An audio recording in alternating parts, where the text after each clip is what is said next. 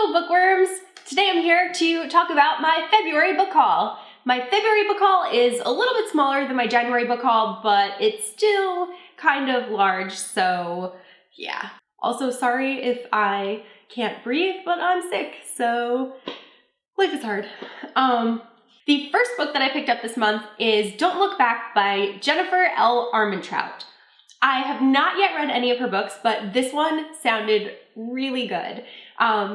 It's this girl, Sam, and she disappears with her best friend, Cassie, and she has absolutely no recollection of anything in her life from the time that she disappeared, of like anything that happened before. She just, doesn't know. So she's kind of relearning who she is, and she's discovering that the person that she was is not necessarily a person that she still wants to be. Like, she was kind of mean, and she sees this as her second chance to be a better friend and a better daughter and just like a better person in general.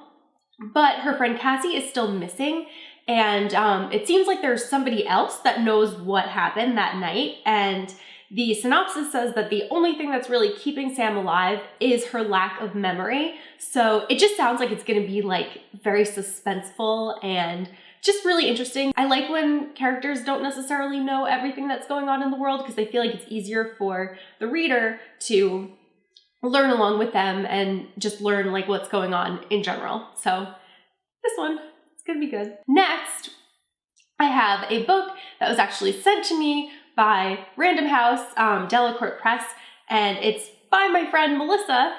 It's called The Girl at Midnight. Her full name's Melissa Gray, and it's a new fantasy book, and it's gonna be so good. It's about this girl named Echo who lives in New York City. She's a runaway, and she comes into contact with this like ancient race of people that are living underground in New York City, and the New York Public Library plays a very big role in the book, which I love because I love going there, and I think it's just going to be really fun to read something that is about my own town and also something that a friend of mine wrote. It's also has a lot of mythology tied into it.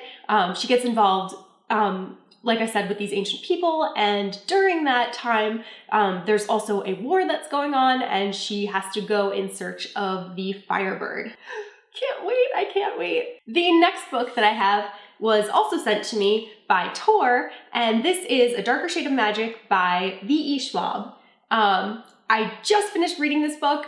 I loved it so much. I published a full review of it on my blog, which I'll leave a link to down below, so you can check that out if you want a more in-depth synopsis. But it was amazing. Like, just the way that Victoria describes magic and the characters that she created are so complex and layered, and I'm so glad that there's going to be more of these books because it was just so good, and I just can't wait to find out what's going to happen next. There's all these different Londons that the main character can travel to. His name is Kel, and he's a magician. He's one of the only people in the world that can travel through these doors to the different Londons. So it's just fascinating to see like just the contrast between each London. There's red London, there's white London, there's gray London, and there's black London. I don't want to spoil anything, but everybody needs to read this. The next book that I picked up is The Museum of Intangible Things by Wendy Wonder. This book I love the cover of. It looks like an Instagram photo, to be honest. Like, it's so pretty, and these girls have these beautiful floral crowns on them, and it had good ratings on Amazon, so I was like, yeah, this is a book that I need to buy. It's about these two sisters who want to kind of just escape their boring town and their parents and just all of the mundane things that go along with their normal lives. They're in search of something better, so I think it's the older sister really wants more for her younger sister, and she wants to teach her about those intangible things like audacity and karma and just all that kind of stuff. So I think this is going to be a really good read. The next book that I picked up is The Last Time We Say Goodbye by Cynthia Hand. This book looks super sad. I love super sad books. I'm a really happy person, but I just love sad books. I don't know why. But this book is about a girl. I believe her name is Lex. Yes, her name is Lex. And her brother committed suicide. So she's trying to cope with that loss, but what other people don't know is that her brother sent her a text the night that he killed himself, and it's a text that she believes could have kind of changed everything, and maybe he wouldn't have killed himself if she would have shared this text, or I don't know, I can't wait to find out what it is. I feel like it's just going to be like heart-wrenching, and I'm ready to cry when I read this one, so I'll let you know how that goes. The next book that I picked up is Fairest by Marissa Meyer. I also wrote a full review of this on my blog, and I will also leave another link to that below. This is part of the Lunar Chronicles, but it's a prequel story, and it tells about Queen Lavanna. Lavanna is the villain in the series, so I loved that we were able to get kind of just a look into Lavanna's past. It's not very often that an author has the opportunity to give us this much background. And while it wasn't my favorite book, I think that if you are reading the Lunar Chronicles, it is something that you should read just because you'll find out so much more about the background story. You're not necessarily going to like Lavanna more or feel bad for her.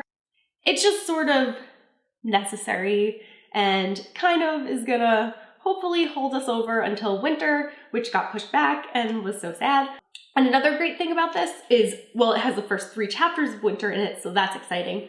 But on the inside cover, there is a beautiful illustration of Luna. It's really just like gorgeous. Like, it's so gorgeous. I would hang this on my wall if I could. The next book that I picked up is Blue Lily, Lily Blue by Maggie Stiefvater. This is the 3rd book in the Raven cycle. Yes, the Raven cycle. I always want to call it Raven Boys, but Raven Boys is actually the name of the first book. So I had actually bought all of these, well, by all of these, I mean the first 2. I'd gotten the first 2 books in paperback, and I was like, you know what, I'll probably just wait until the 3rd one comes out in paperback before I buy it so that I have like a cohesive collection. I'm telling you, the moment that I finished the 2nd one, I was like, oh, I need the 3rd one. I have to go buy it like right now. So I ended up getting this one, and I upgraded my other 2 to hardcovers. So that was exciting. I just can't wait to find out what's going to happen next. I don't want to give too much information if anybody hasn't read the first 2 books. Maggie's writing is so beautiful.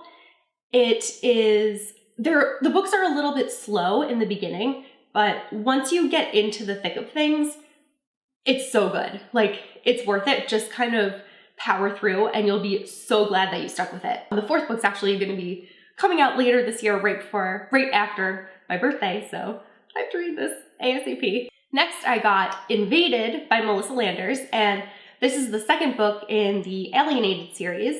I have not yet read the 1st book. I picked this one up though because I've heard a lot of good things about it. I love the covers, and the Strand always has hardcovers the day they come out for like $9, so it seemed kind of hard to pass that up when I know that I'll probably want it in the future. The next book that I picked up is Zodiac by Romina Russell. This is another one of those Strand hardcovers that I got for $9 and was really excited about on the day it came out. It looks really, really fascinating. It deals with zodiac signs. Obviously, it's called Zodiac. But so it's about this girl named Ro who is a student of House Cancer, and it seems like there is an ancient force that is kind of coming back and just wreaking havoc on the galaxy, and she suspects that this force at hand is the 13th zodiac sign, which was exiled like a really long time ago, so all of the signs kind of have to band together to save the galaxy, and I don't know, it sounds really good, and I love anything in space, so looking forward to this one. The last book that I got is not a reading book, but it is a recipe book, and it's all about macaroons from Lingerie, and I bought it because it's really pretty. It opens up like this box, and not loud, but then there's like a little mini book inside of it, and it just has all different kinds of recipes for macaroons, and I don't necessarily feel as though my baking is at this level yet, but it is something to aspire to, and until then, it's gonna look fantastic on the cookbook section of the bookshelf. So that is my February book haul, and I hope that you enjoyed it. I will have another video up soon. Bye!